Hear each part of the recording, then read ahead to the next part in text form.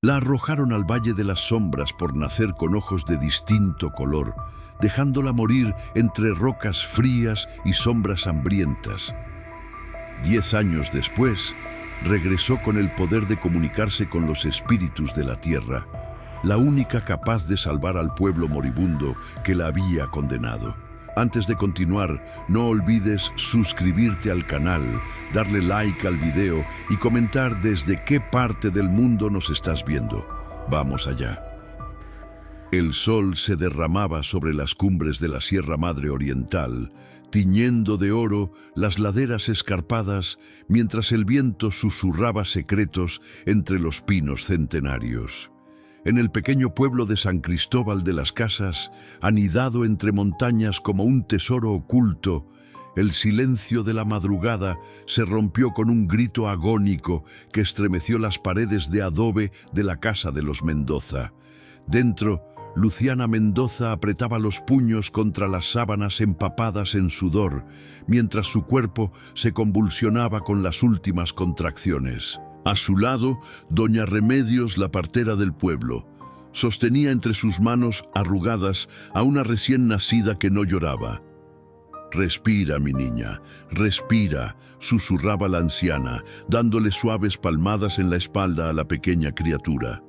Finalmente, un débil quejido emergió de los labios azulados de la bebé, transformándose poco a poco en un llanto vigoroso que llenó la habitación. Luciana extendió los brazos, exhausta pero ansiosa por conocer a su primogénita. «Déjame verla», suplicó con voz quebrada. Pero el rostro de doña Remedios se había transformado en una máscara pétrea. Sus ojos negros se estrecharon y sus labios formaron una fina línea. «Santa Madre de Dios», murmuró la partera, persignándose con rapidez. «Es una señal del mal». Eduardo Mendoza, que esperaba impaciente en el umbral, se acercó con pasos inseguros. «¿Qué ocurre? Mi esposa está bien. La niña...» Doña Remedios giró lentamente, sosteniendo a la bebé de modo que la luz del amanecer iluminara su rostro. «Mírala tú mismo». La pequeña había abierto los ojos, revelando lo que había provocado el horror de la partera. El ojo derecho era de un profundo marrón, cálido como la tierra mojada, pero el izquierdo brillaba con un azul tan claro y penetrante como el cielo de verano. «Heterocromía», susurró Eduardo, recordando las historias que su abuelo, médico en la capital, le había contado. «No es más que un rasgo inusual, no significa nada». Pero en San Cristóbal, donde las supersticiones estaban tan arraigadas como los propios pinos en la montaña, aquello era mucho más que un rasgo inusual. Era un presagio. «Debes llamar al padre Sebastián», sentenció doña Remedios, apartando a la niña de Luciana, quien extendía los brazos desesperada. «Esta criatura debe ser bendecida inmediatamente o atraerá la desgracia a todo el pueblo». Los días siguientes se convirtieron en un tormento para los Mendoza. El rumor se extendió como fuego en paja seca. «La hija de los forasteros tiene los ojos del diablo y el ángel», decían las comadres en voz baja, mientras cerraban sus puertas al paso de Eduardo. El padre Sebastián, un hombre de fe pero también de pueblo, intentó calmar los ánimos, pero la cosecha había sido mala aquel año y el pueblo necesitaba explicaciones, necesitaba culpables. Una noche, mientras la luna llena bañaba de plata las calles vacías, el consejo de ancianos se reunió en secreto. Don Ignacio, el más respetado entre ellos, golpeó su bastón contra el suelo de tierra. «Las señales son claras. Los cultivos mueren, el arroyo se seca, y ahora esto. Debemos seguir la tradición de nuestros antepasados». Nadie pronunció en voz alta lo que aquellas palabras significaban, pero todos lo sabían. La tradición a la que se refería era tan antigua como cruel. Los niños marcados por señales sobrenaturales debían ser devueltos a la montaña, al abismo conocido como el Valle de las Sombras, donde los espíritus decidirían su destino. Mientras tanto, En su pequeña casa a las afueras del pueblo, Luciana acunaba a su hija, a quien había llamado Esperanza a pesar de las miradas reprobatorias. La mecía suavemente, cantándole nanas en voz baja, prometiéndole protección en un mundo que ya la había condenado antes de conocerla. «No dejaré que te hagan daño», susurraba contra su cabecita cubierta de pelo negro, inhalando su aroma a vida nueva. No importa lo que tenga que hacer, pero el destino, como el río que desciende inevitable hacia el valle, ya había trazado su curso, y ni siquiera el amor feroz de una madre podría detenerlo. Los golpes en la puerta llegaron poco después del amanecer. Eduardo, que apenas había conciliado el sueño tras otra noche en vela, sintió que su corazón se detenía al escuchar las voces graves al otro lado. Con pasos sigilosos, se acercó a Luciana, quien dormía abrazada a la pequeña Esperanza. «Vienen por ella», susurró. Y bastaron esas 3 palabras para que el terror despertara completamente a Luciana. La joven madre estrechó a su bebé contra su pecho, como si quisiera fundirla con su propia piel para protegerla. «Mendoza, abre la puerta», ordenó la voz de don Ignacio desde el exterior. «El consejo ha tomado una decisión». Eduardo, con las manos temblorosas, depositó un beso en las frentes de su esposa y su hija. «Hay una salida trasera. Ve hacia el bosque, hacia el arroyo seco. Mi primo tiene una cabaña allí. No mires atrás». Luciana asintió, tragándose las lágrimas. No había tiempo para despedidas prolongadas. Con la bebé envuelta en un rebozo contra su pecho, salió por la pequeña ventana trasera justo cuando la puerta principal cedía ante la fuerza de los hombres del pueblo. El aire frío de la mañana quemaba sus pulmones mientras corría entre la maleza. Los gritos de Eduardo, seguidos por el sonido inequívoco de golpes, la atravesaron como cuchillos, pero no se detuvo. Cada paso la alejaba más del peligro inmediato, pero también del hombre que amaba. Durante horas avanzó por senderos olvidados, zigzagueando entre barrancos y espinos. Sus pies sangraban, sus brazos ardían por el esfuerzo de proteger a la bebé, pero ni una sola queja escapó de sus labios. Solo cuando el sol alcanzó su cenit, se atrevió a detenerse junto a un pequeño manantial para beber y lavar el rostro de su hija. «Vamos a estar bien», le susurró, aunque la esperanza en su voz sonaba tan frágil como una rama seca. «Tu padre nos encontrará. Seremos...» El crujido de ramas a su espalda la petrificó. Demasiado tarde se dio cuenta de su error. Había dejado huellas visibles, había seguido un camino predecible.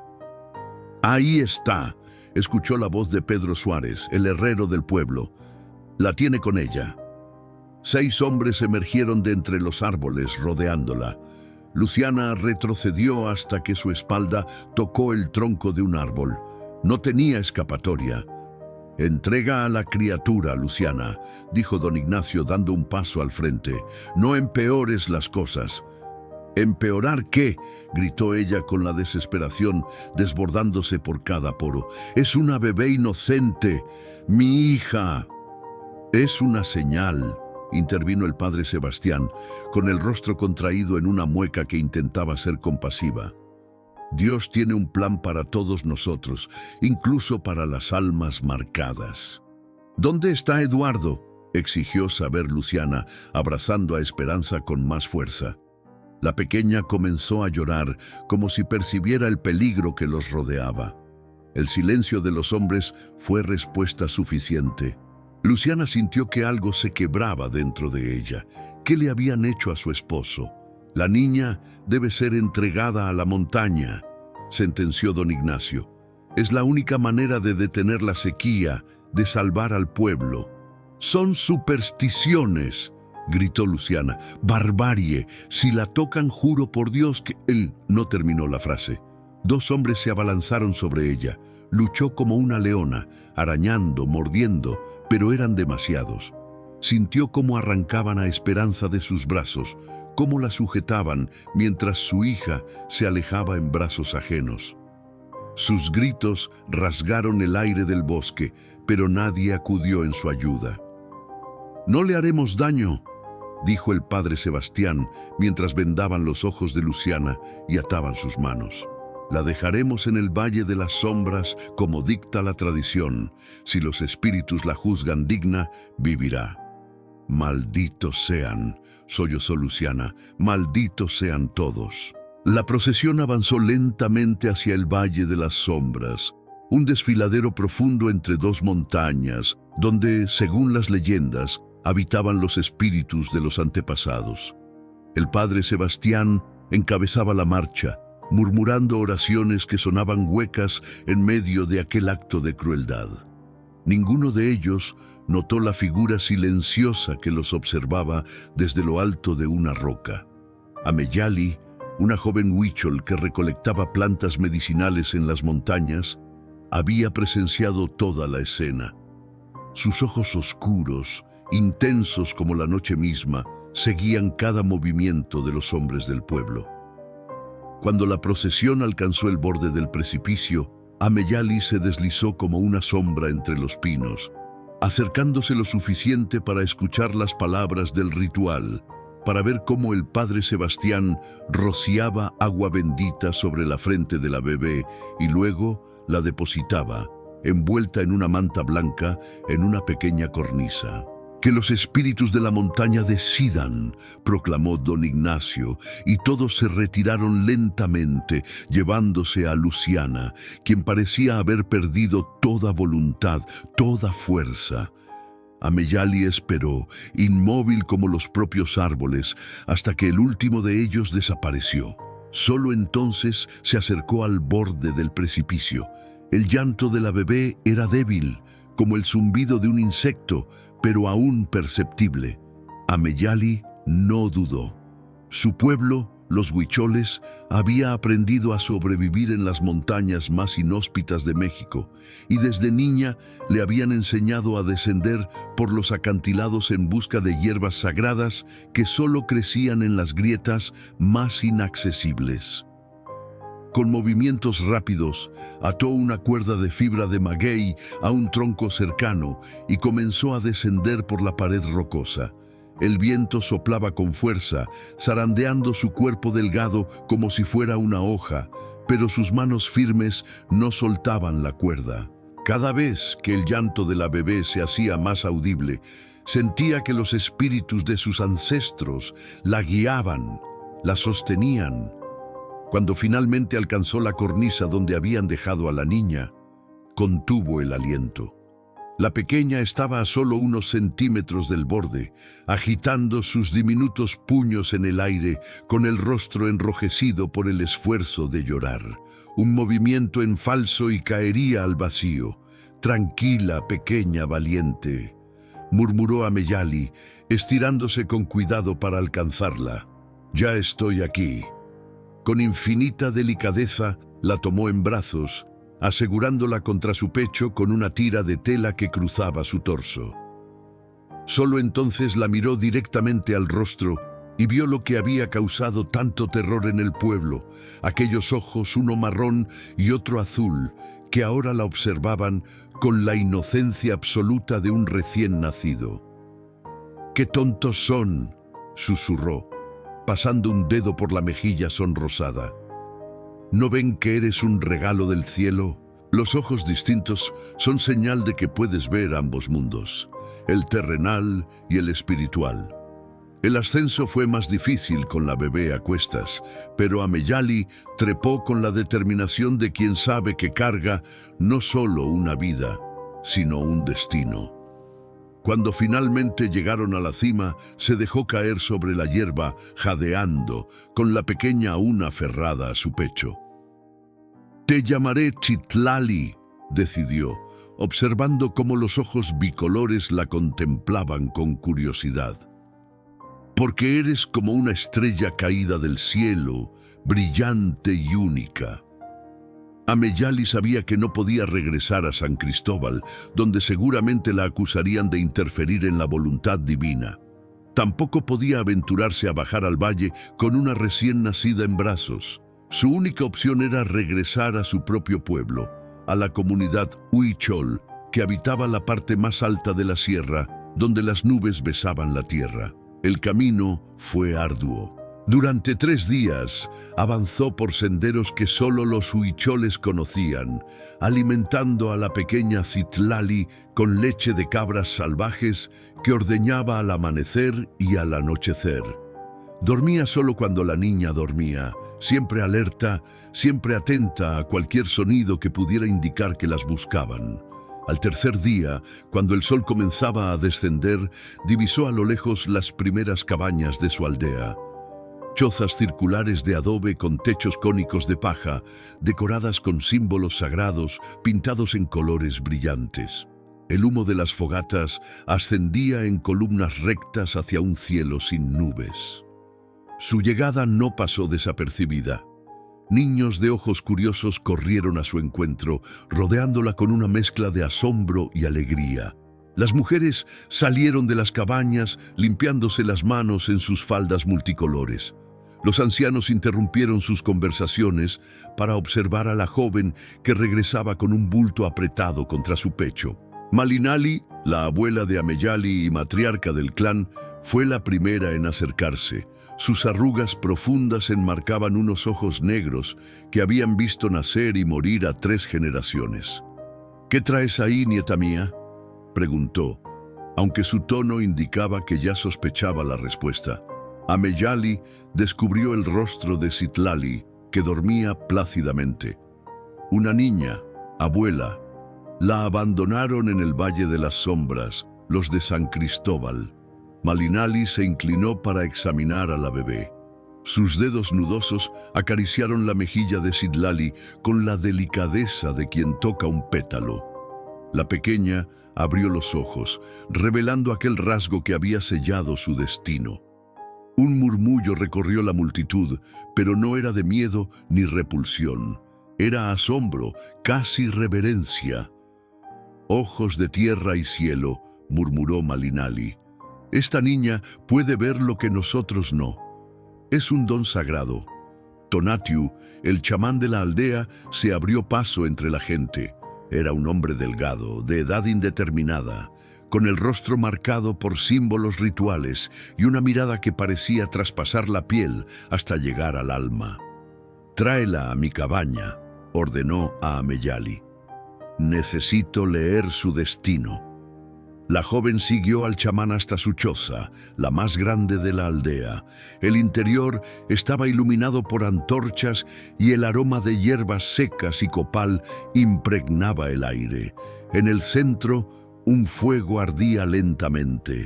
Tonatiuh tomó a la bebé en sus brazos y la colocó sobre una manta tejida con símbolos ancestrales. Durante largos minutos cantó en un idioma tan antiguo que ni siquiera Ameyali podía entenderlo. Luego, con los ojos cerrados, pasó sus manos por encima del cuerpo de Citlali, sin tocarla, como si leyera un texto invisible que flotara sobre ella. «Esta niña no es una maldición», dijo finalmente, abriendo los ojos. «Es un puente entre mundos. Sus ojos distintos son señal de que puede ver tanto el mundo material como el espiritual. Será una gran curandera, quizás incluso una chamán. ¿Podemos quedárnosla?», preguntó Ameyali con el corazón latiendo acelerado. En los pocos días que había pasado con Citlali, ya sentía por ella un amor tan profundo como el que hubiera sentido por una hija de su propia sangre. Tonatiuh la miró largamente, como evaluando su alma. «Puedes criarla como tuya, pero debes entender que su destino es más grande que esta aldea, más grande que todos nosotros». Esa noche, mientras el resto de la aldea celebraba la llegada de la niña de los ojos bicolores, con danzas y cantos, Ameyali permaneció sentada junto al fuego en la cabaña que compartía con su abuela. Citlali dormía a su lado, ajena al revuelo que su presencia había causado. Malinali se sentó frente a su nieta, sus viejos huesos crujiendo al hacerlo. «Esa niña lleva la marca de un gran destino», dijo, observando a la bebé. pero también la marca del dolor. Los que la abandonaron la buscarán algún día. ¿Por qué?, preguntó Ameyali. Ellos la rechazaron, la condenaron a muerte. Porque el miedo es como un fuego. Primero aleja, luego atrae, respondió la anciana. Y porque la sangre siempre llama a la sangre. Los años pasaron como el agua del río, constantes pero siempre cambiantes. Citlali creció fuerte y saludable, amada por toda la aldea huichol. A los 5 años ya mostraba una conexión especial con la naturaleza que asombraba incluso a los más ancianos. Podía predecir las tormentas antes de que apareciera la primera nube en el horizonte. Los animales salvajes no huían de ella. Al contrario, parecían buscar su presencia, como si reconocieran en la niña a una igual. Sus ojos, uno marrón como la tierra fértil y otro azul como el cielo despejado, seguían siendo su rasgo más distintivo. Los huicholes los veían como una bendición, una señal de que Citlali tenía un pie en el mundo material y otro en el espiritual. La niña había aprendido a aceptar las miradas de curiosidad que recibía de los visitantes ocasionales, las preguntas susurradas, los dedos que la señalaban con asombro. Ameyali la criaba con todo el amor que poseía, enseñándole las tradiciones huicholes, los cantos sagrados, el arte del tejido y la recolección de hierbas medicinales. Por las noches, le contaba historias sobre los espíritus de la montaña, sobre el gran venado azul que guiaba a los chamanes en sus viajes espirituales, sobre el peyote que abría las puertas a otros mundos. Pero nunca le contó la verdad sobre su origen. Cada vez que Citlali preguntaba por qué sus ojos eran diferentes, Ameyali le respondía que era un regalo del Gran Espíritu. Cuando quería saber quién era su padre, le decía que había sido un gran guerrero que partió en un largo viaje. Las mentiras piadosas se acumulaban como pequeñas piedras, formando un muro entre la realidad y lo que la niña creía sobre sí misma. Mientras tanto, en San Cristóbal de las Casas, la vida seguía su curso, pero el pueblo parecía marcado por una sombra. La sequía no había terminado con el sacrificio de la niña de ojos bicolores. Al contrario, se había intensificado. Los cultivos se marchitaban bajo un sol implacable, el ganado moría de sed, y los habitantes comenzaban a abandonar sus hogares en busca de lugares más clementes. Luciana Mendoza, sin embargo, se negaba a marcharse. Tras perder a su hija, algo se había quebrado dentro de ella. Ya no era la joven vivaz que había llegado al pueblo años atrás, del brazo de Eduardo. Ahora era un fantasma, una sombra de sí misma que vagaba por las calles polvorientas con la mirada perdida. Su cabello, antes negro y brillante, estaba salpicado de canas prematuras, y sus ojos, siempre enrojecidos, parecían 2 pozos sin fondo de dolor. Eduardo había sobrevivido a la paliza que recibió el día que se llevaron a Esperanza, pero las heridas internas nunca sanaron completamente. Cojeaba ligeramente y en las noches frías el dolor en su costado era casi insoportable. Trabajaba como podía, aceptando cualquier labor que le ofrecieran, siempre con la esperanza de ganar lo suficiente para poder abandonar aquel pueblo maldito junto a su esposa. Pero Luciana se negaba. «No puedo irme», repetía cada vez que Eduardo lo sugería. «Ella podría volver. Necesita saber dónde encontrarnos». Era inútil explicarle que la bebé no podía haber sobrevivido a la caída en el Valle de las Sombras, que era imposible que una recién nacida hubiera resistido sola en la montaña. Luciana se aferraba a esa esperanza imposible como un náufrago a un trozo de madera en medio del océano. Una noche, mientras Eduardo dormía, Luciana salió silenciosamente de la casa. La luna llena iluminaba el sendero que conducía hacia las montañas, hacia el Valle de las Sombras. Había hecho ese recorrido tantas veces que podría haberlo seguido con los ojos cerrados. Cada luna llena, desde hacía 5 años, repetía el mismo ritual. Cuando llegó al borde del precipicio, se arrodilló y encendió una pequeña vela. Luego sacó de su bolsillo un trozo de tela, parte de la manta en la que había envuelto a su hija aquel fatídico día. La sostuvo contra su pecho, cerrando los ojos. «Esperanza», susurró al viento.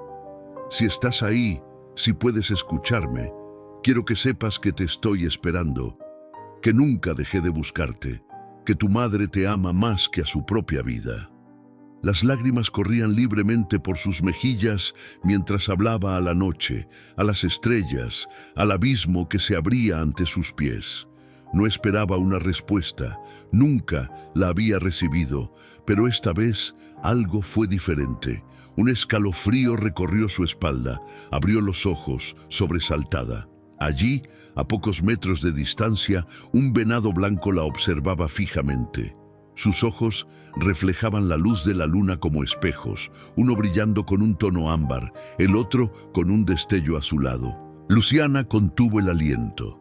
El venado dio un paso hacia ella, luego otro y otro, hasta quedar tan cerca que podría haberlo tocado si extendiera la mano. Pero no se atrevió. Había algo en aquel animal, en su mirada, que le resultaba inexplicablemente familiar. El venado blanco inclinó su majestuosa cabeza como si saludara a Luciana, y luego, tan silenciosamente como había aparecido, se internó en el bosque, desapareciendo entre los árboles como una visión onírica. Luciana permaneció inmóvil, con el corazón latiendo desbocado en su pecho. No era una mujer supersticiosa, al menos no lo había sido antes de llegar a San Cristóbal, pero aquel encuentro había despertado algo dormido en su alma, una certeza inexplicable. «Está viva», murmuró, apretando la manta contra su pecho. «Mi esperanza está viva». Cuando regresó a su casa, Eduardo estaba despierto, esperándola con una taza de té de manzanilla que ya se había enfriado. No le preguntó dónde había estado, no era necesario. La luz en los ojos de su esposa, una luz que no había visto en años, le dijo todo lo que necesitaba saber. «La encontraré», dijo Luciana, tomando las manos de su esposo entre las suyas. «No importa cuánto tiempo me tome, no importa cuán lejos tenga que ir, encontraré a nuestra hija». Eduardo no respondió. Quería creer, quería compartir esa esperanza que de repente iluminaba el rostro de su esposa, pero el miedo a una nueva decepción era demasiado grande. Simplemente la abrazó, hundiendo el rostro en su cabello que olía a tierra húmeda y a flores silvestres. Mientras tanto, en la aldea Huichol, Citlali despertó sobresaltada, con el corazón latiéndole tan fuerte que parecía querer escapar de su pecho. Había estado soñando con un lugar extraño, un pueblo de casas blancas y calles polvorientas donde la gente la miraba con miedo y desprecio. En su sueño, una mujer de cabello negro con mechones plateados la llamaba por un nombre que no era el suyo, extendiendo los brazos hacia ella con desesperación. «¿Qué pasa, pequeña estrella?», preguntó a Meyali, que se había despertado al sentir la agitación de la niña. «Soñé con una mujer», respondió Citlali, con la voz aún temblorosa.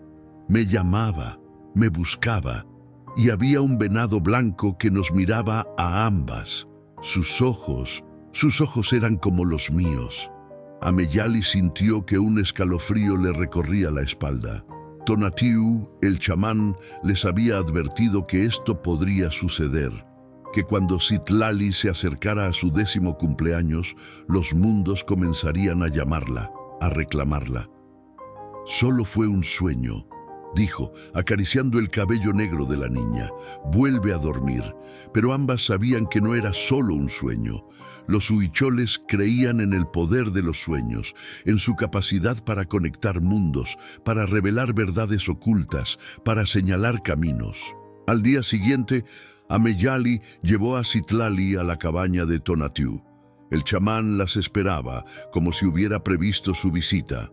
Su rostro, más arrugado ahora pero con la misma intensidad en la mirada, se iluminó al ver a la niña. «Ah, pequeña Citlali», dijo tomando sus manos entre las suyas. Tus sueños han comenzado a hablar. La niña asintió, sorprendida pero no del todo.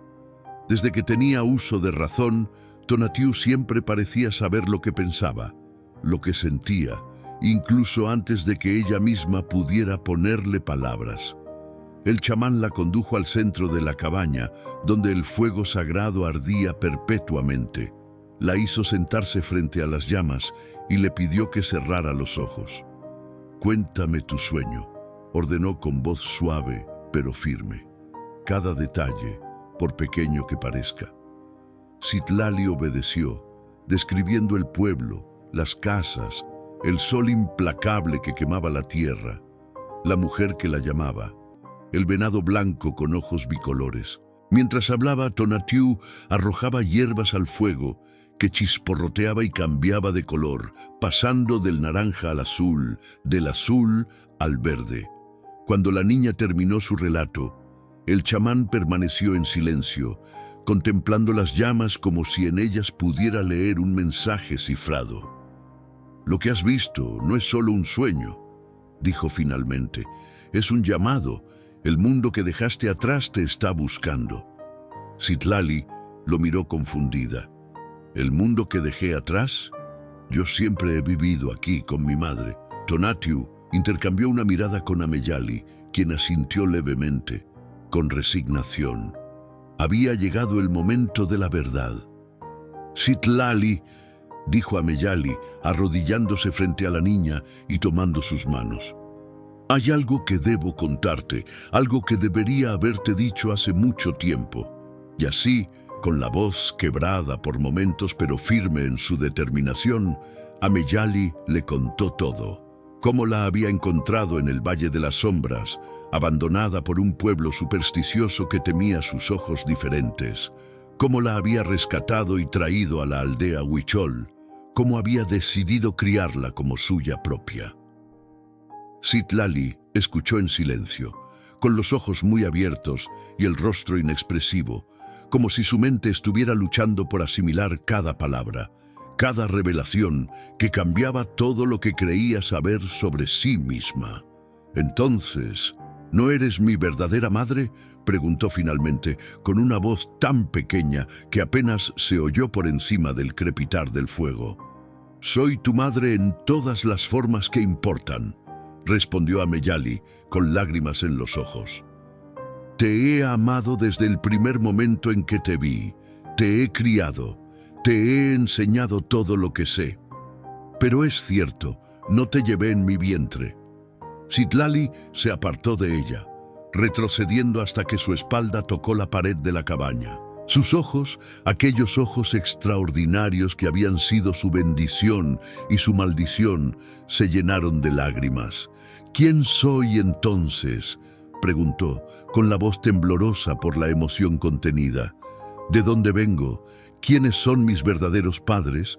«Eso es lo que debes descubrir», intervino Tonatiuh, acercándose a ella con movimientos lentos, como si temiera asustarla. «Tu sueño es el primer paso en ese camino. El venado blanco es tu guía, tu protector espiritual.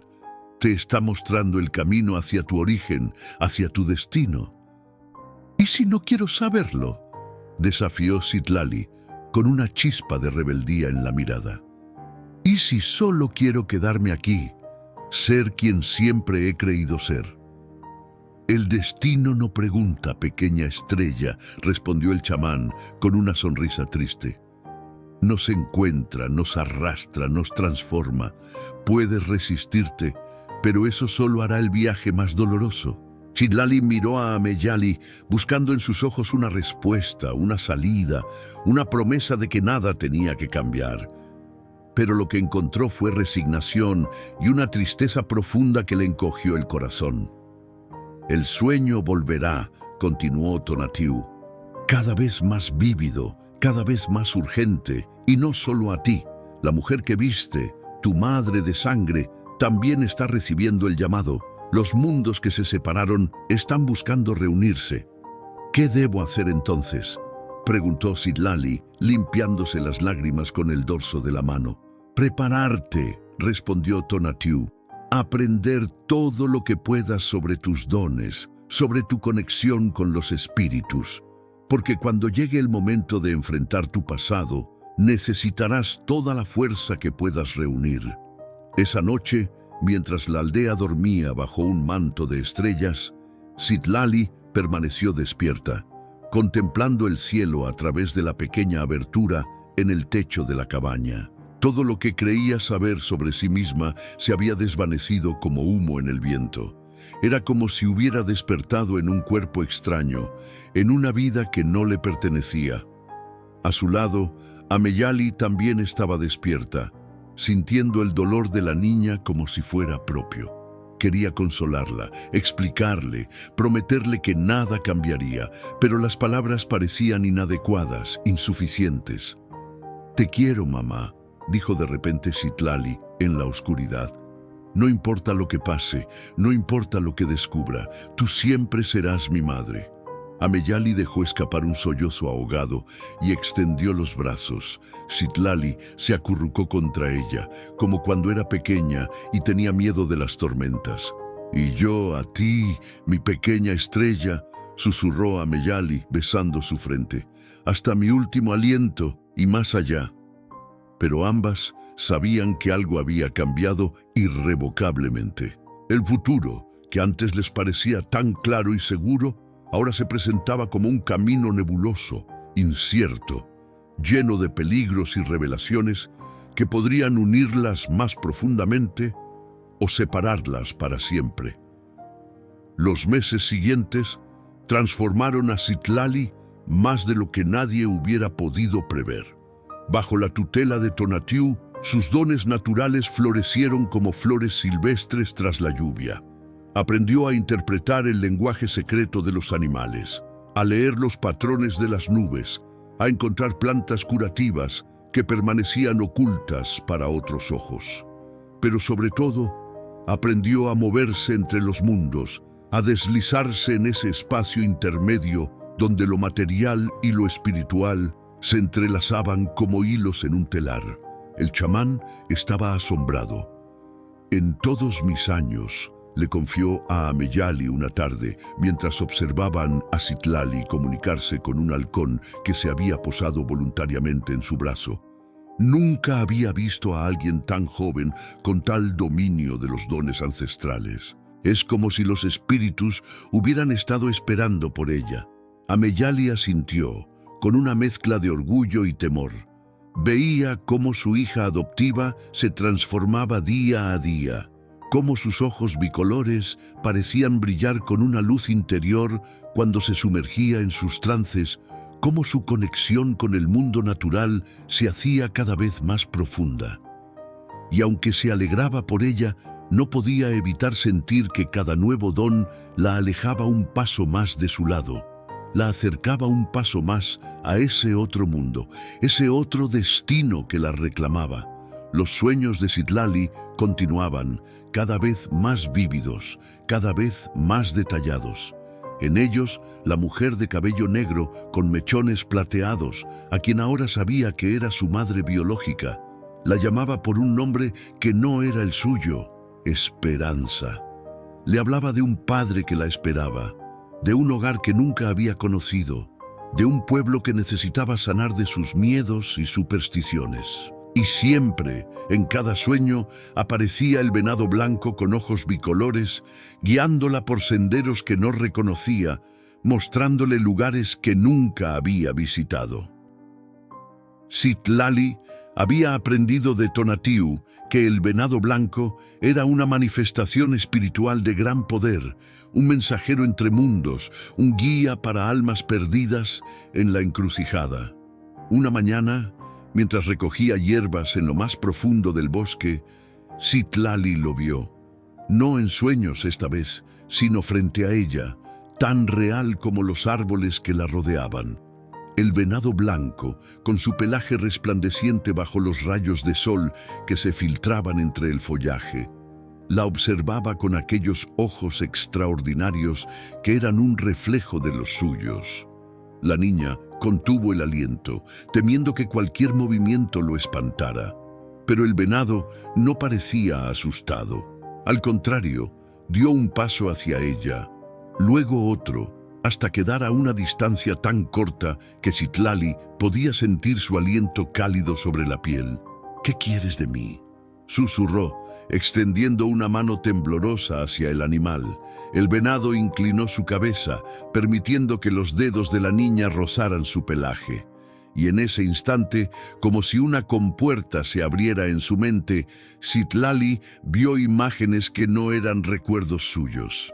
Una casa de adobe en las afueras de un pueblo, una mujer cantando nanas junto a una cuna, un hombre de ojos tristes mirando hacia las montañas, hacia el valle de las sombras. Cuando la visión terminó, el venado se había ido, dejándola sola en el claro del bosque, con lágrimas rodando por sus mejillas y un nudo en la garganta que amenazaba con ahogarla. Esa noche, Citlali no fue a la cabaña de Tonatiuh para su lección diaria.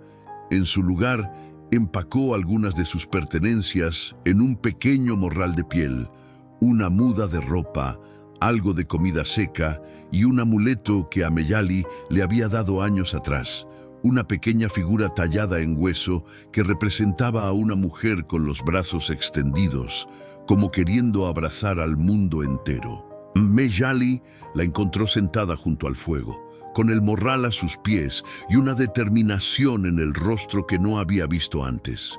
«¿Te vas?», dijo, no como una pregunta, sino como una constatación de lo inevitable. Citlali asintió, incapaz de mirarla a los ojos. «Tengo que hacerlo, mamá. Necesito saber, necesito entender. Los sueños no se detendrán hasta que lo haga». Ameyali se sentó a su lado, tomando sus manos entre las suyas. No intentó disuadirla. Conocía demasiado bien el espíritu indomable de su hija, esa misma determinación que ella misma le había inculcado a lo largo de los años. «Lo sé», dijo simplemente. «Lo he sabido desde que Tonatiuh leyó tu destino cuando eras solo una bebé. Este día siempre iba a llegar». «Volveré», prometió Citlali con la voz quebrada. «No importa lo que encuentre, no importa lo que descubra, volveré a ti». Ameyali sonrió a través de las lágrimas. «No hagas promesas que no sabes si podrás cumplir, pequeña estrella. El destino es un río caudaloso. Podemos navegar en él, pero no controlarlo». Se quedaron en silencio un largo rato, cada una perdida en sus propios pensamientos, en sus propios miedos y esperanzas. Finalmente, Ameyali se levantó y se dirigió a un viejo baúl de madera tallada que guardaba en un rincón de la cabaña. Extrajo de él un paquete envuelto en tela de algodón y se lo entregó a Citlali. «Esto es tuyo», dijo. «Lo he guardado todos estos años, esperando este momento». Con manos temblorosas, Citlali desenvolvió el paquete. Dentro encontró una manta blanca, amarillenta por el tiempo, con delicados bordados en los bordes. A pesar de los años transcurridos, aún conservaba un tenue olor a hierbas y a otro aroma más sutil que de alguna manera le resultaba familiar. «Es la manta en la que estabas envuelta cuando te encontré», explicó Ameyali. «Y esto», dijo extrayendo un pequeño objeto que había permanecido oculto entre los pliegues de la tela, «estaba atado a tu muñeca. Era un diminuto medallón de plata, con una imagen grabada que Citlali no reconoció de inmediato. Al acercarlo a la luz del fuego, vio que se trataba de San Cristóbal, el santo patrón del pueblo que había aparecido en sus sueños. «Esto te ayudará a encontrar tu camino», dijo Ameyali. «Y esto», añadió, colocando un collar de cuentas multicolores alrededor del cuello de Citlali, «te ayudará a recordar quién eres, sin importar lo que descubras». Se abrazaron en silencio. Un abrazo que contenía 1000 palabras no dichas, 1000 emociones demasiado profundas para ser expresadas con sonidos. Cuando finalmente se separaron, ambas tenían los ojos enrojecidos pero secos. Las lágrimas, decidieron sin palabras, serían para después. «Tonatiuh dice que debes partir al amanecer», dijo Ameyali. Dice que los espíritus te guiarán, que el venado blanco aparecerá cuando más lo necesites. Citlali asintió, apretando el medallón en su puño. Tengo miedo, confesó, con una vulnerabilidad que rara vez mostraba. Sería extraño que no lo tuvieras, respondió Ameyali.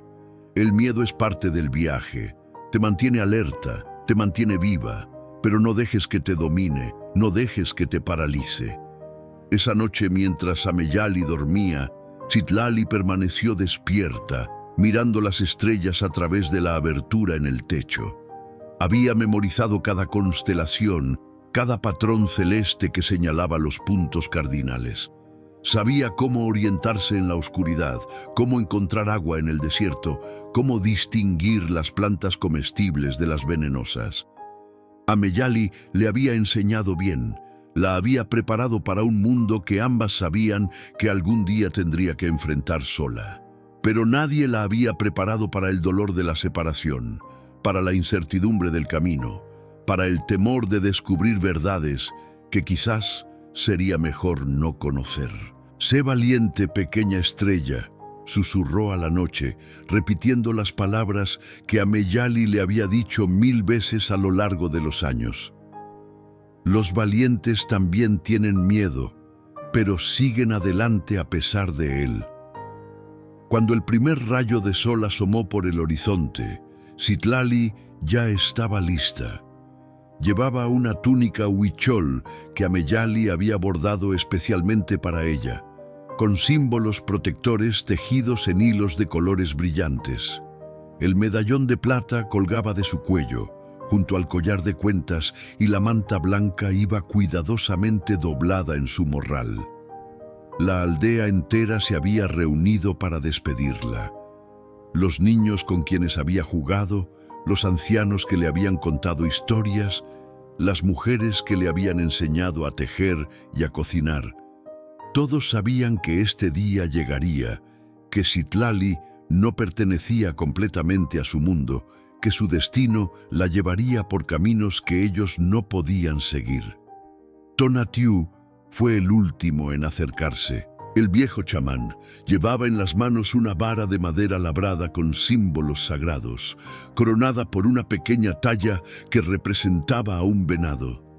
«Este bastón te guiará», dijo, entregándoselo con solemnidad.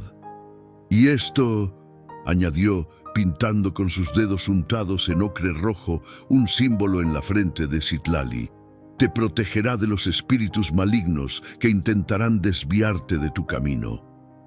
Ameyali la abrazó una última vez, susurrando en su oído palabras en el antiguo idioma huichol, palabras de poder, palabras de bendición.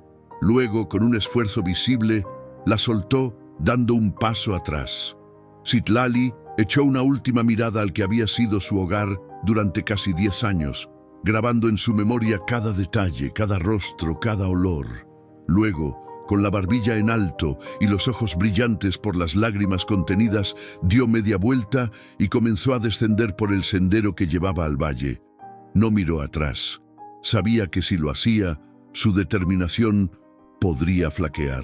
Pero sentía la mirada de Ameyali, siguiéndola, como una mano invisible que la sostuviera, que la guiara, que la protegiera incluso en la distancia.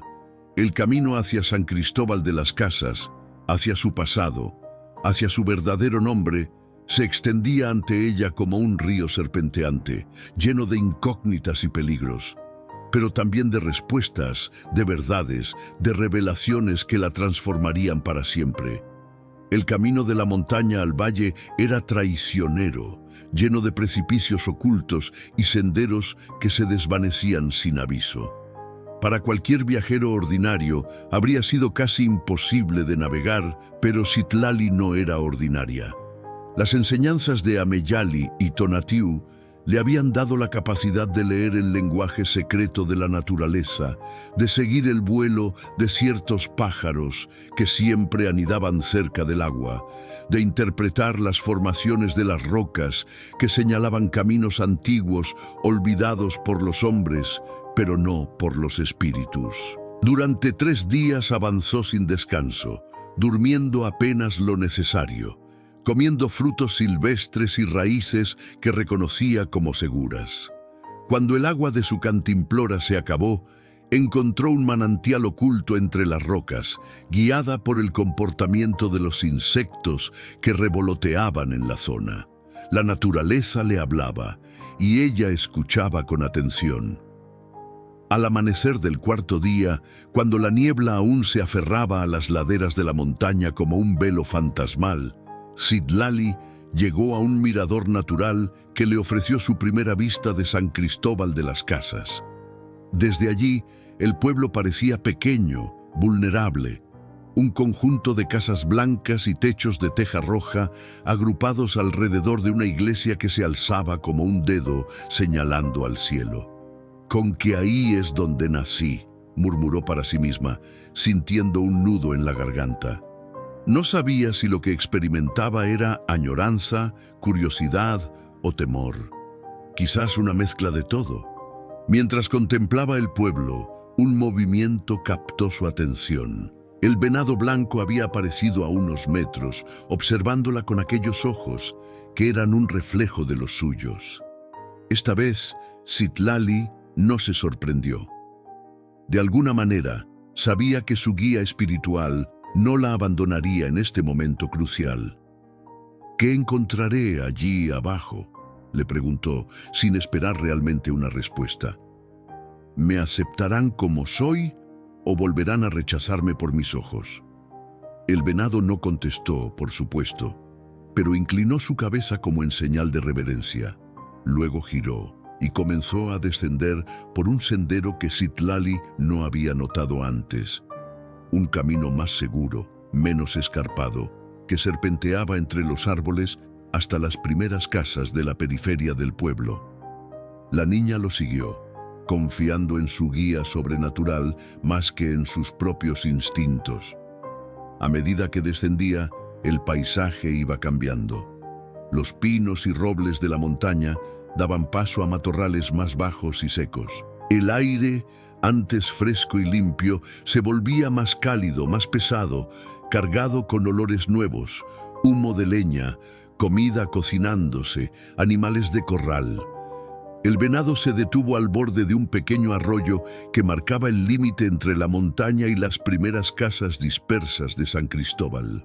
Miró a Citlali una última vez, con una intensidad que parecía transmitir un mensaje silencioso, luego dio media vuelta y desapareció entre la vegetación. Citlali se quedó sola, con el bastón que Tonatiuh le había dado firmemente agarrado en una mano y el medallón de San Cristóbal apretado en la otra.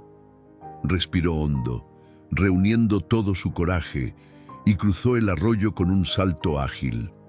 Sus primeros pasos en el territorio de San Cristóbal fueron cautos, observadores.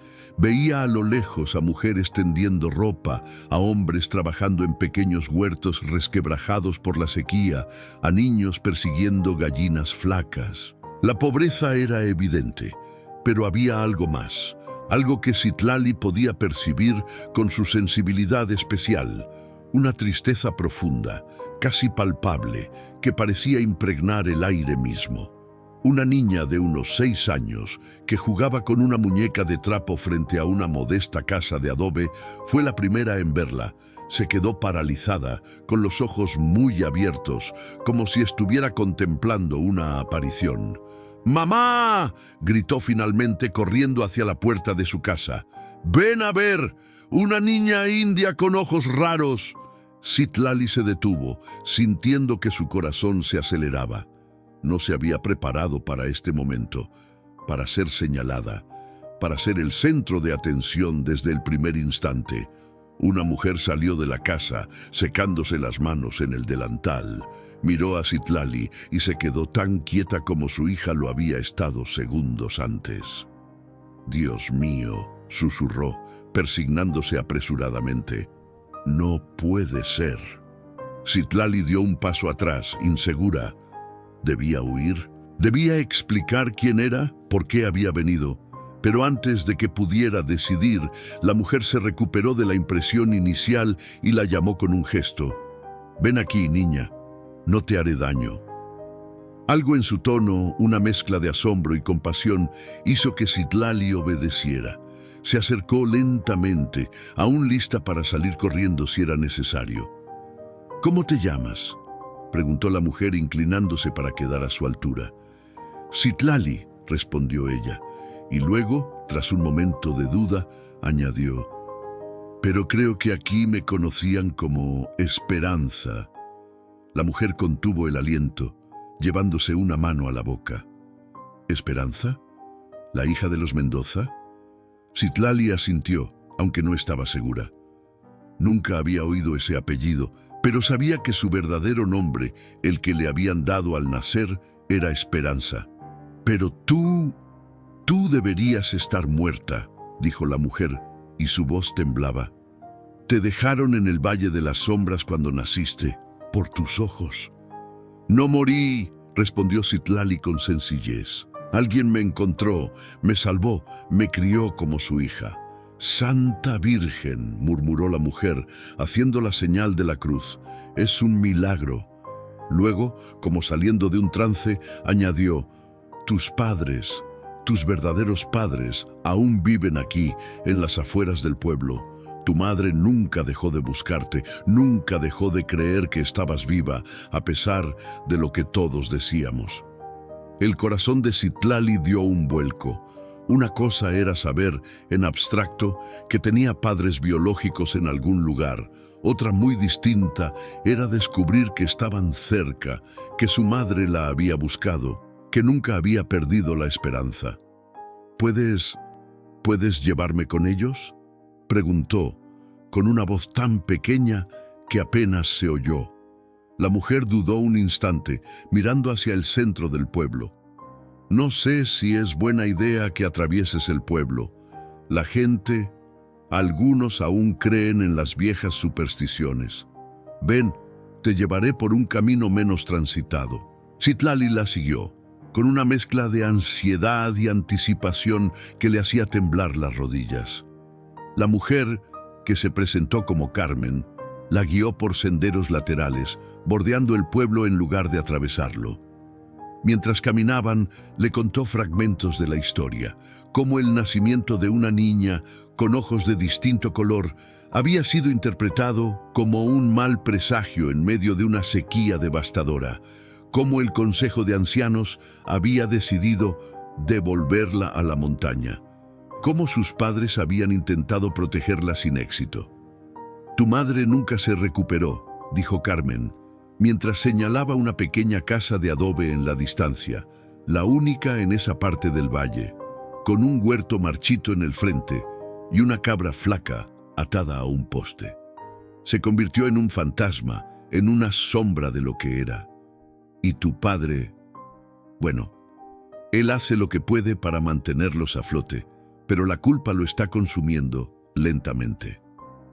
Citlali contempló la casa con un nudo en la garganta. Era tan diferente a las coloridas cabañas huicholes, tan ajena a todo lo que conocía, y sin embargo, algo en ella resonaba con una familiaridad inexplicable, como si su sangre reconociera el lugar donde había comenzado su vida. «Ve», dijo Carmen, dándole un pequeño empujón. «No creo que debas esperar más, ni ellos tampoco». Con pasos temblorosos, Citlali avanzó por el sendero polvoriento que conducía a la casa de sus padres biológicos. Cada paso la acercaba a un pasado que nunca había conocido, a un futuro que no podía imaginar. A mitad de camino, se detuvo y miró hacia atrás.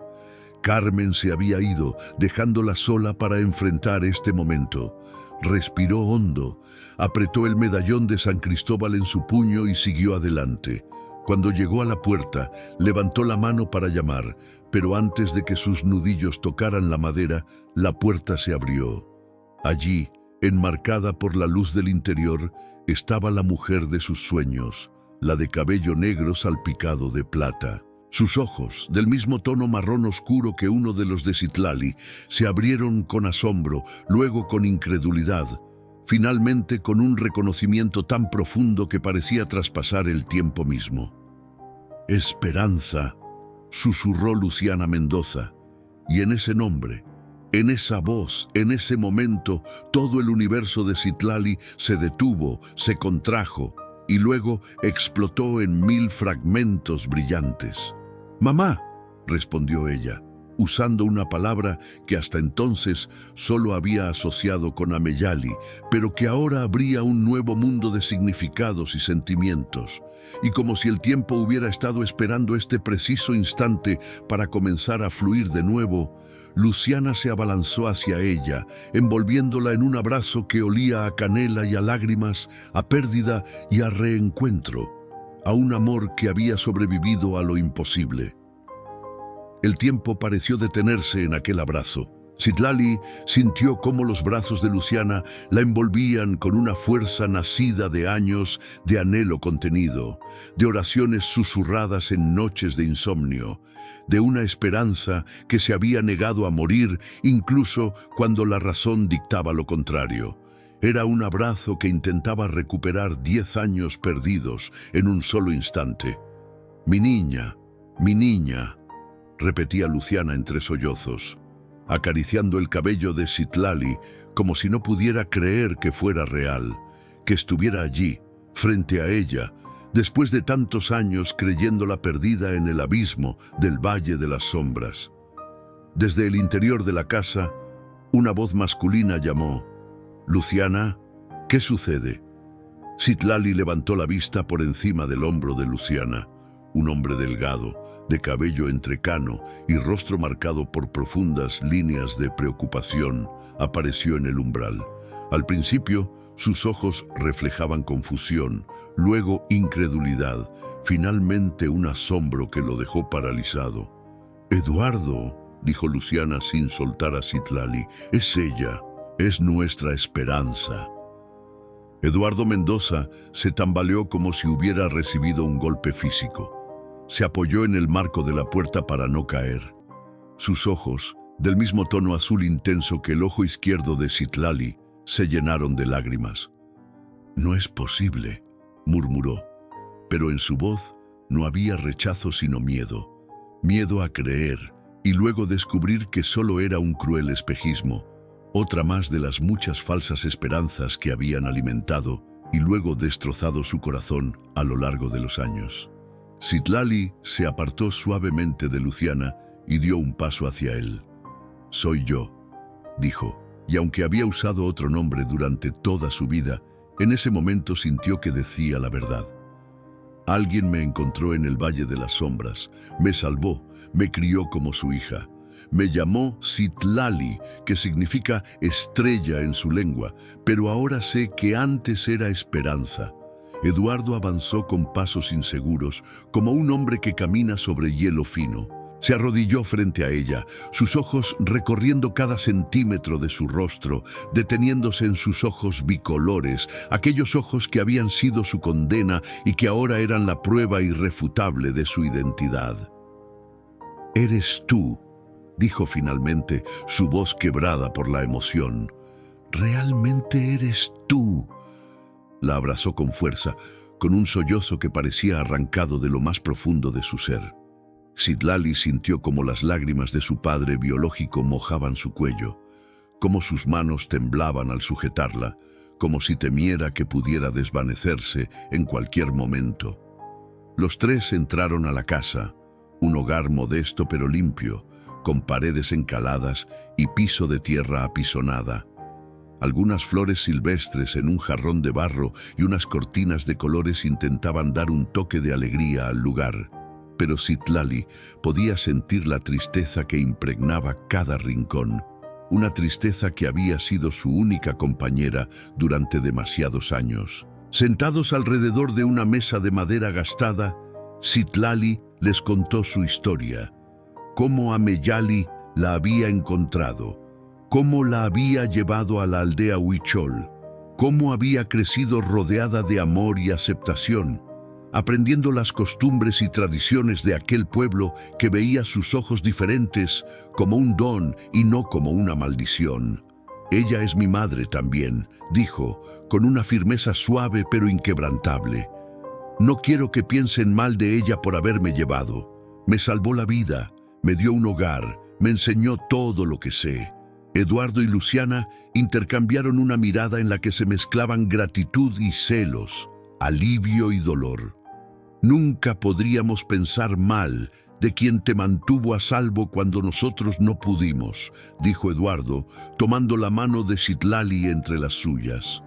Le debemos más de lo que jamás podremos pagarle. ¿Cómo nos encontraste?, preguntó Luciana, quien no había soltado la otra mano de Citlali desde que entraron a la casa. Después de tanto tiempo, Citlali les contó sobre sus sueños, sobre el venado blanco que la había guiado, sobre cómo los mundos espiritual y material se habían comunicado para reunirlos. No mencionó que Tonatiuh le había advertido que este reencuentro era solo el principio de un camino mucho más complejo, un destino que aún no se había revelado por completo. Mientras hablaban, la noticia de su llegada comenzó a extenderse por San Cristóbal. Carmen, la mujer que la había reconocido y llevado hasta la casa de los Mendoza, no había podido contener la historia. De boca en boca, el rumor voló como hojas arrastradas por el viento. La niña de ojos malditos ha regresado, decían algunos. Un milagro ha ocurrido, afirmaban otros. El padre Sebastián, ahora un anciano de barba blanca, pero con la misma mirada bondadosa, aunque atormentada de años atrás, fue uno de los primeros en llegar. Se detuvo en el umbral de la casa, con el sombrero en las manos y la cabeza inclinada como pidiendo permiso para entrar. «¿Es cierto?», preguntó con voz temblorosa. «¿Ha regresado?». Eduardo asintió sin palabras y Luciana, con un gesto protector, atrajo a Citlali más cerca de sí, como temiendo que pudieran arrebatársela de nuevo. El sacerdote avanzó lentamente, observando a Citlali con una mezcla de asombro y remordimiento. «Dios misericordioso», murmuró. «Es un milagro». «No es un milagro, padre», respondió Citlali, con una voz serena que contrastaba con su juventud. «Es el resultado del amor de una mujer que me encontró cuando todos me habían abandonado, del amor de unos padres que nunca dejaron de buscarme». El padre Sebastián se arrodilló frente a ella, algo que nunca había hecho ante nadie más que ante Dios. «Tienes razón, pequeña», dijo con humildad, «y también es el resultado de nuestros errores, de nuestros miedos, de nuestra ignorancia. ¿Podrás perdonarnos algún día?». Citlali observó al anciano sacerdote, viendo no solo al hombre sino también al alma que habitaba dentro, un alma cargada de culpa y arrepentimiento. «No me corresponde a mí juzgar ni perdonar», respondió, «pero sí puedo ayudar a sanar». A medida que el día avanzaba, más personas del pueblo se congregaban frente a la casa de los Mendoza. Algunos por curiosidad morbosa, otros genuinamente conmovidos, la mayoría confundidos sobre lo que significaba el regreso de aquella niña que una vez habían considerado un mal presagio.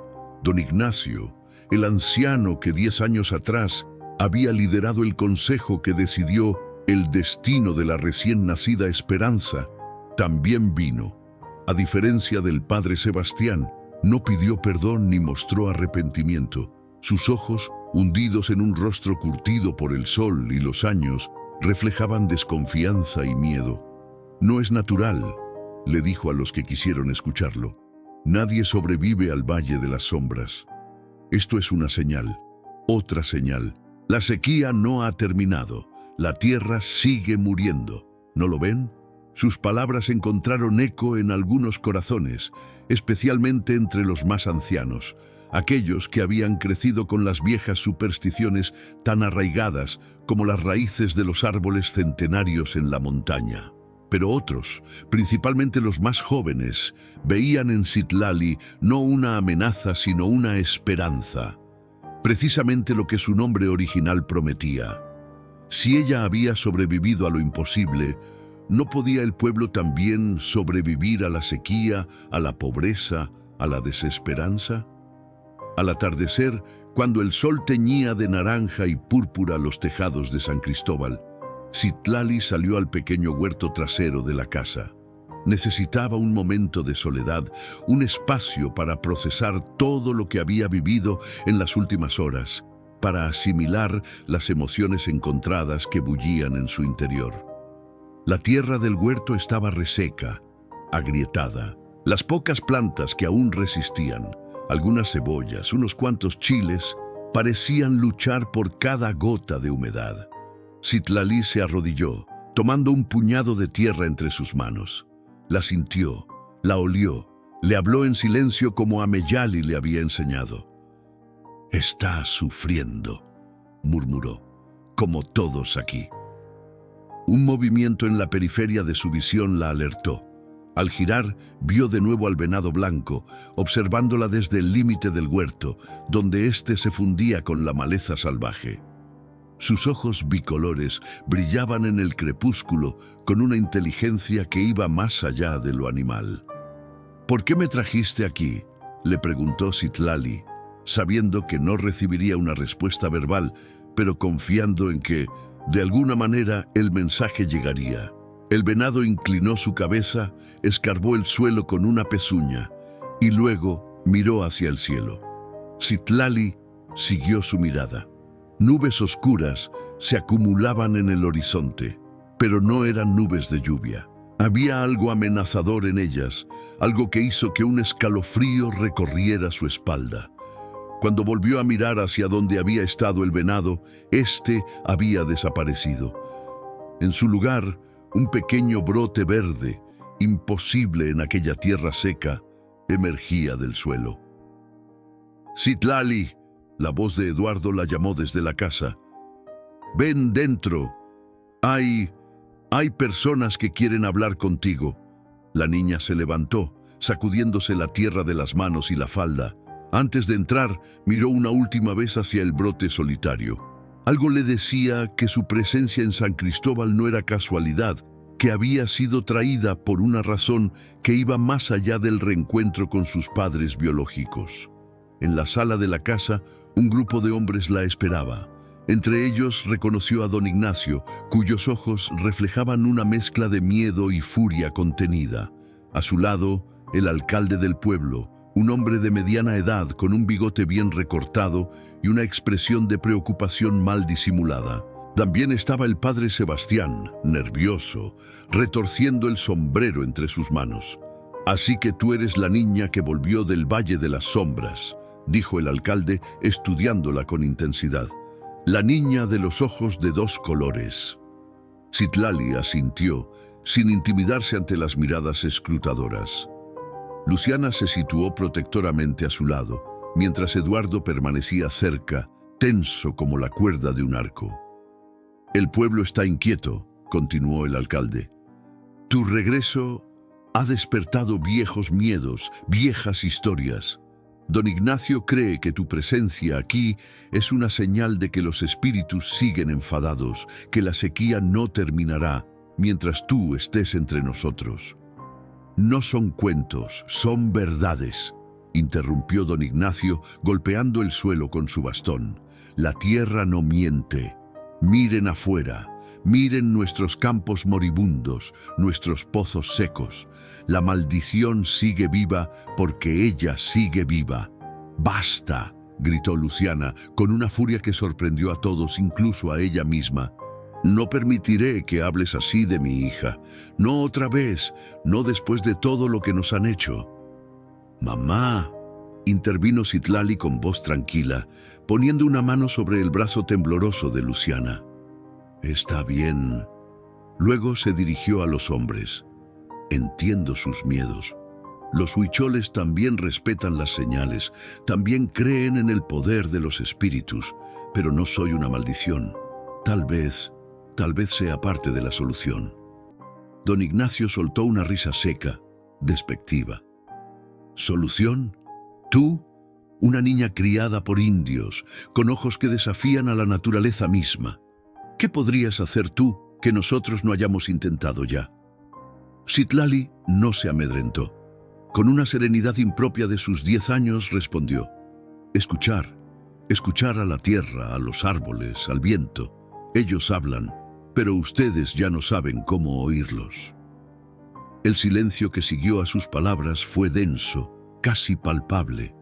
Incluso don Ignacio pareció momentáneamente desconcertado por la sabiduría que emanaba de aquella niña. «Denos tiempo», pidió Eduardo rompiendo la tensión. «Mi hija acaba de regresar. Hemos pasado 10 años creyéndola muerta. Merecemos unos días de paz, al menos». El alcalde asintió, aunque con reticencia. 3 días, concedió. Tienen 3 días. Después de eso, el consejo decidirá qué hacer.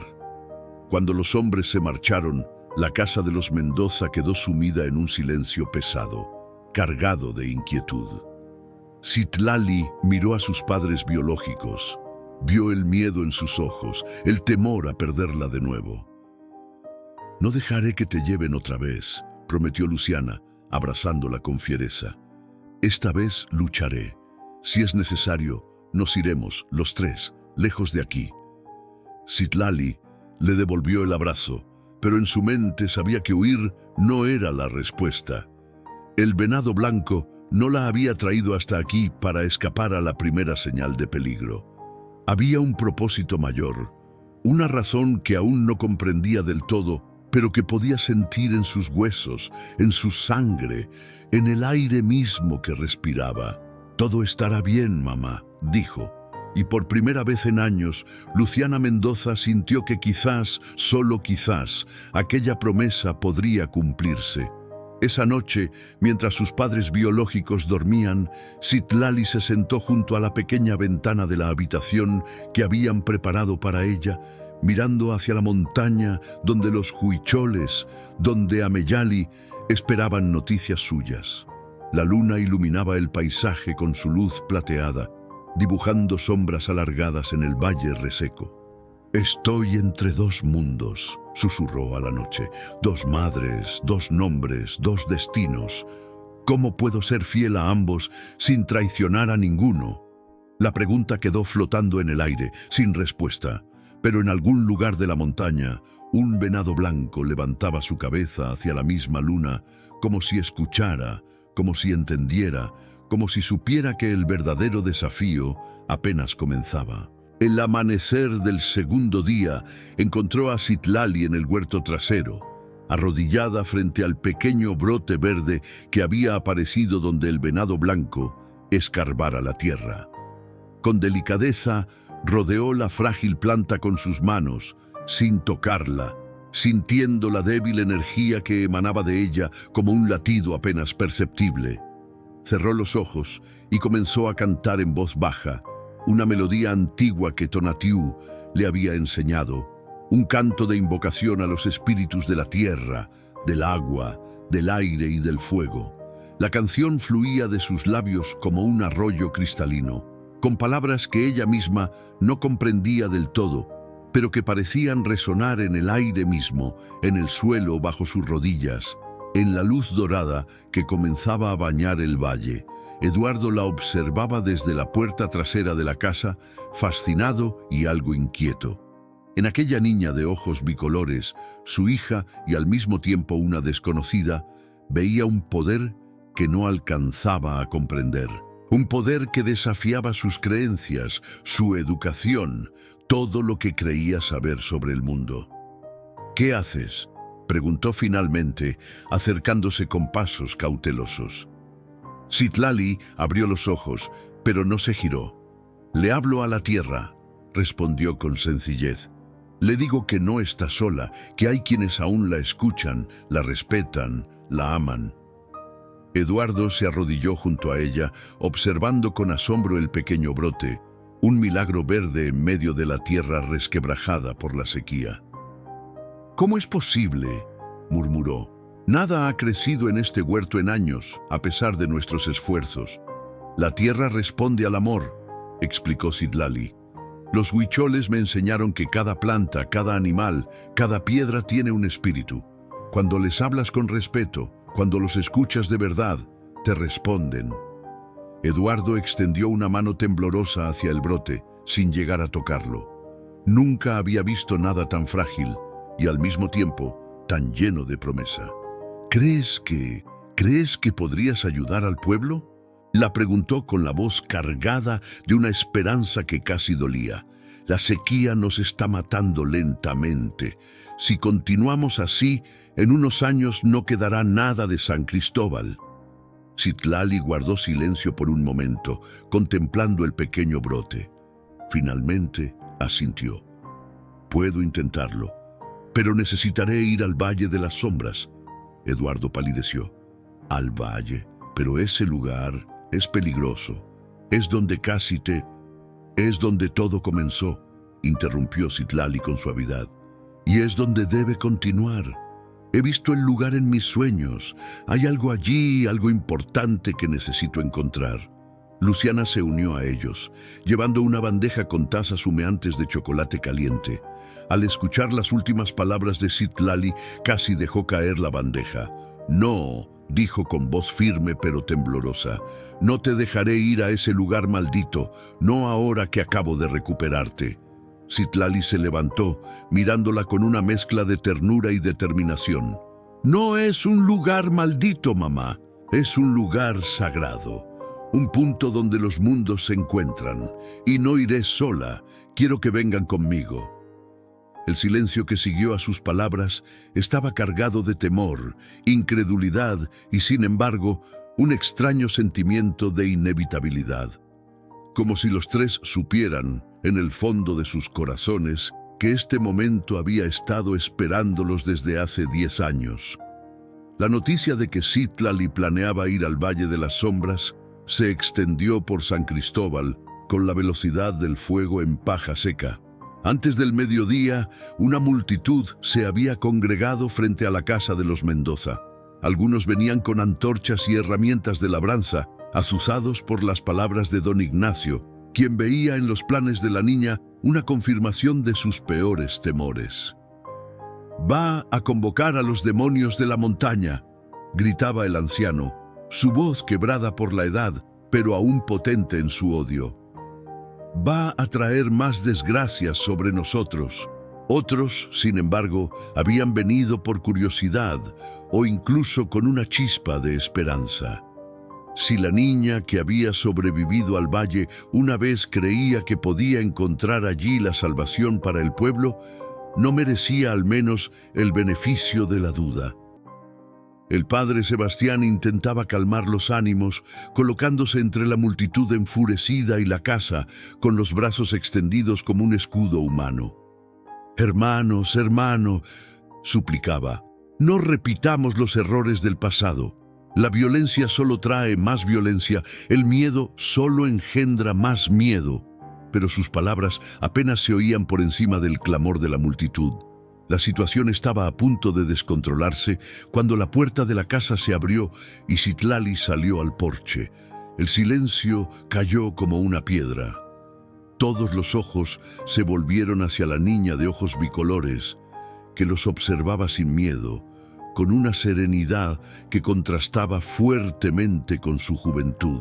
«Entiendo su temor», dijo, con una voz clara que de alguna manera llegó a cada persona en la multitud. «Lo he sentido yo misma, pero el miedo no salvará vuestras cosechas, no llenará vuestros pozos, no alimentará a vuestros hijos». Hizo una pausa, dejando que sus palabras se asentaran. Luego señaló hacia la montaña, hacia el Valle de las Sombras, que se recortaba contra el cielo como una herida oscura en la tierra. «Hace 10 años me llevaron allí para morir. Pero en lugar de muerte encontré vida, encontré amor, sabiduría, una conexión con la tierra y los espíritus que ustedes han olvidado. Ahora quiero usar ese conocimiento para ayudarles, para sanar la tierra que todos compartimos».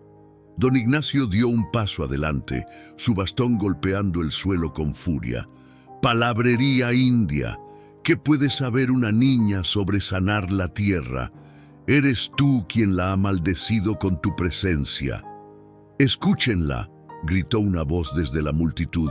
Era Carmen, la mujer que había reconocido a Citlali el día anterior. «¿Qué tenemos que perder? Ya lo hemos intentado todo». Un murmullo de asentimiento recorrió la multitud. La sequía había durado demasiado. había cobrado demasiadas vidas, había destrozado demasiados sueños. Cualquier posibilidad, por remota que fuera, merecía ser considerada. «Partiré al amanecer», anunció Citlali. «Aquellos que quieran acompañarme son bienvenidos. Aquellos que prefieran quedarse, por favor, enciendan velas y recen por nosotros». Con estas palabras, regresó al interior de la casa, dejando tras de sí un silencio pensativo. La multitud comenzó a dispersarse lentamente, cada persona sumida en sus propios pensamientos, en sus propias dudas y esperanzas. Esa noche, mientras preparaba lo necesario para el viaje, Citlali sintió una presencia familiar. Al volverse, vio a Ameyali parada en el umbral de su habitación, tan real como si realmente estuviera allí, aunque Citlali sabía que era solo una visión.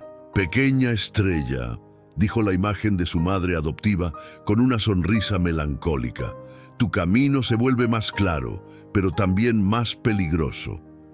«Te echo de menos», respondió Citlali con un nudo en la garganta. «Y yo a ti», asintió Ameyali. «Pero recuerda lo que Tonatiuh te enseñó.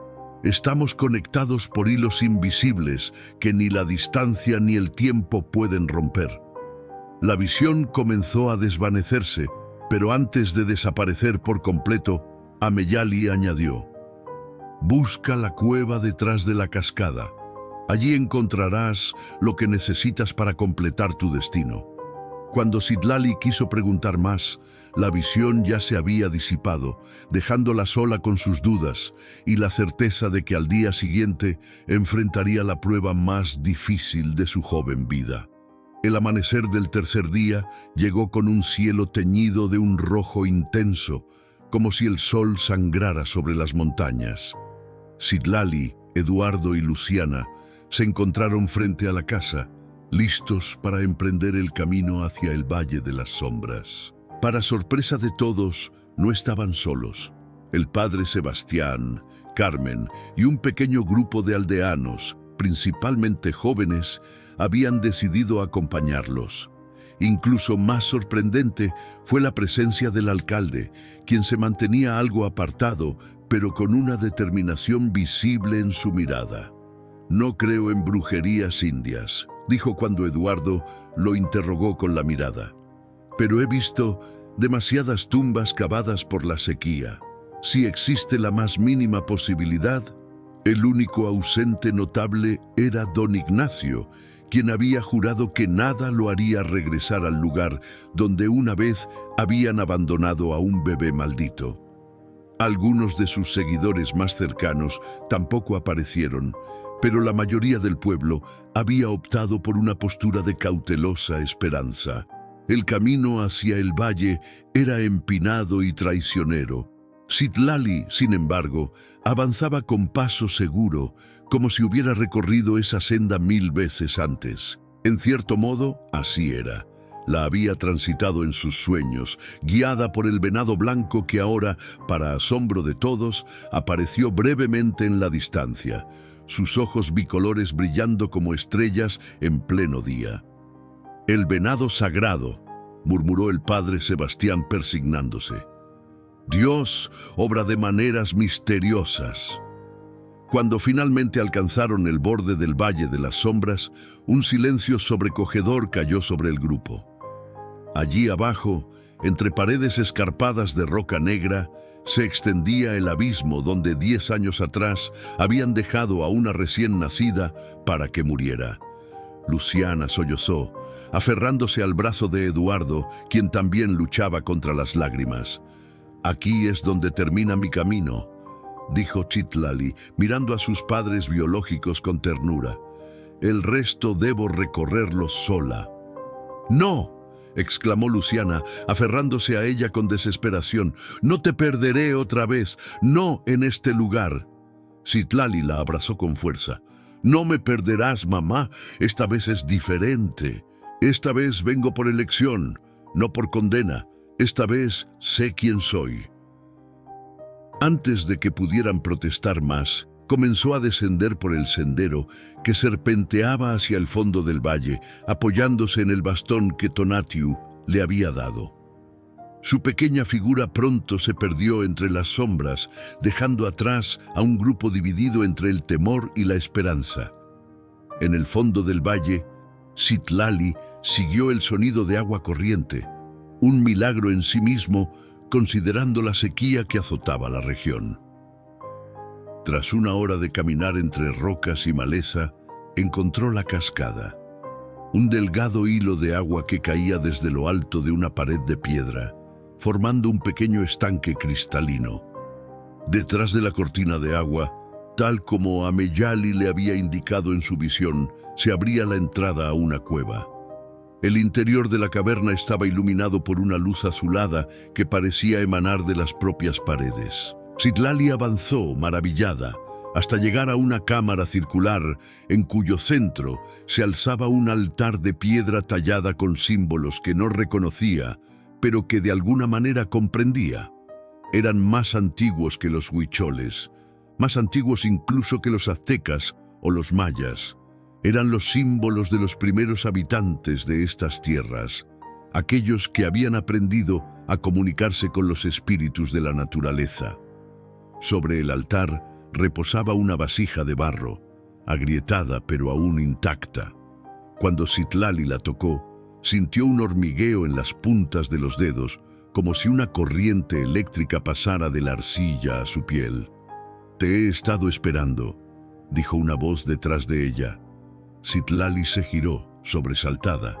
Una anciana de piel oscura y arrugada como corteza de árbol estaba sentada en un rincón de la cueva. Su cabello, blanco como la nieve, caía en largas trenzas hasta el suelo. Sus ojos, uno marrón y otro azul, brillaban con una sabiduría antigua.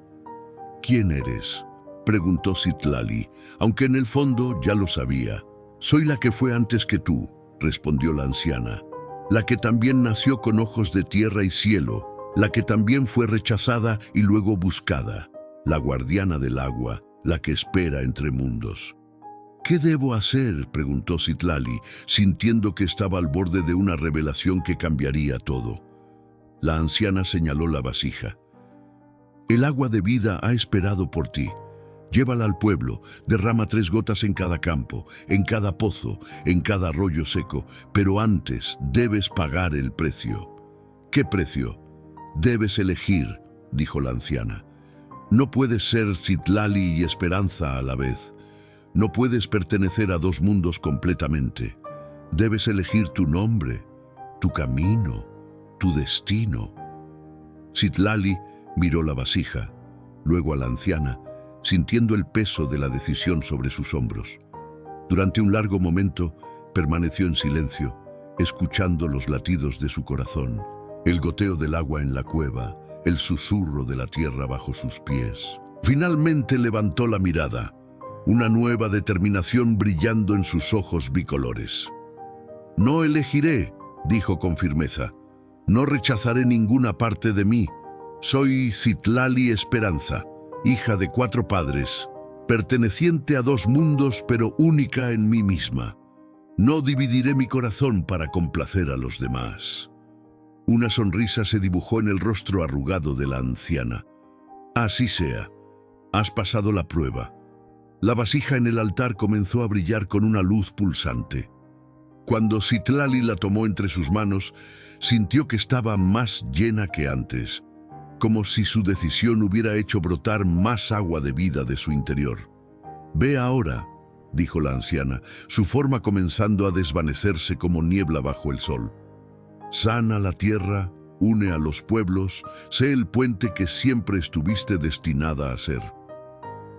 Cuando Citlali emergió de la cueva, el sol estaba en su cenit. Con la vasija sagrada apretada contra su pecho, comenzó a ascender por el sendero que la llevaría de vuelta al grupo que la esperaba. Pero a mitad de camino, una figura le bloqueó el paso. Don Ignacio, con el rostro contorsionado por el miedo y la rabia, sujetaba una piedra en su mano temblorosa. «Bruja», siseó, «vengo a terminar lo que debimos hacer hace 10 años». Citlali no retrocedió. Mirando directamente a los ojos del anciano, vio no maldad sino dolor, no odio sino miedo. También perdiste a alguien por la sequía, dijo con suavidad. Tu hijo menor, hace 15 años. Por eso buscaste un culpable, una explicación, algo a lo que temer, para no tener que enfrentar tu propio dolor. Don Ignacio se tambaleó, como si las palabras de la niña fueran golpes físicos. La piedra cayó de su mano. ¿Cómo lo sabes? La tierra me lo contó, respondió Citlali, acercándose a él sin temor. Los espíritus recuerdan cada lágrima que ha caído sobre este suelo. Tu hijo no querría que vivieras así, consumido por el miedo y el resentimiento. El anciano cayó de rodillas, sollozando como un niño. Citlali se arrodilló junto a él y con infinita ternura puso una mano sobre su cabeza blanca. Hay agua suficiente para todos, susurró, incluso para sanar las heridas más antiguas. Cuando finalmente emergieron juntos del Valle de las Sombras, la sorpresa fue total. Nadie esperaba ver a don Ignacio caminando junto a la niña que una vez había condenado, su mano arrugada sostenida por la pequeña mano de ella, como un nieto guiando a su abuelo. La ceremonia que siguió fue simple, pero profundamente significativa. Siguiendo las instrucciones de Citlali, cada habitante de San Cristóbal, desde el más anciano hasta el más joven, tomó 3 gotas del agua de vida y las derramó en el lugar que consideraban más importante. Algunos eligieron sus campos, otros los pozos comunales, algunos incluso sus propios patios y jardines marchitos. Al anochecer, cuando la última gota fue derramada, el aire cambió. Una brisa fresca, cargada con el aroma inconfundible de la lluvia inminente, comenzó a soplar desde las montañas. Las nubes se acumularon en el cielo, primero blancas y esponjosas, luego grises y pesadas con la promesa del agua. «Está funcionando», susurró Carmen, alzando la mirada hacia el cielo cambiante. «No es el agua lo que importa», respondió Citlali, tomando de las manos a sus 2 madres, Luciana y Ameyali, quien había descendido de la montaña al sentir que el momento crucial se acercaba. Es recordar cómo vivir en armonía con la tierra, cómo respetarla, cómo amarla. La primera gota de lluvia cayó sobre la frente de Citlali, justo donde Tonatiuh había pintado el símbolo protector. Luego otra y otra más, hasta que el cielo se abrió en un diluvio benéfico que empapó a todos por igual, lavando años de polvo, de sequía, de miedo, de división. En medio de la plaza, bajo la lluvia purificadora, Citlali Esperanza se convirtió en un puente viviente entre mundos. La niña de ojos bicolores, que había sido rechazada y luego reclamada, que había sufrido y luego sanado, que había unido tradiciones separadas por siglos de desconfianza. Y mientras la lluvia continuaba cayendo, trayendo vida nueva a una tierra sedienta, todos comprendieron que los ojos de aquella niña no eran una maldición, sino un don, la capacidad de ver y amar ambos mundos, de unir lo que estaba separado, de sanar lo que estaba roto, porque al final no importaba el color de los ojos, sino la luz que brillaba a través de ellos. No importaba el nombre que llevara, sino el amor que compartía. No importaba de dónde venía, sino hacia dónde los guiaba a todos, hacia un futuro donde las diferencias no dividían, sino que enriquecían, donde el miedo no separaba, sino que unía, donde la tierra y el cielo, como sus propios ojos, formaban parte de un todo armonioso y perfecto.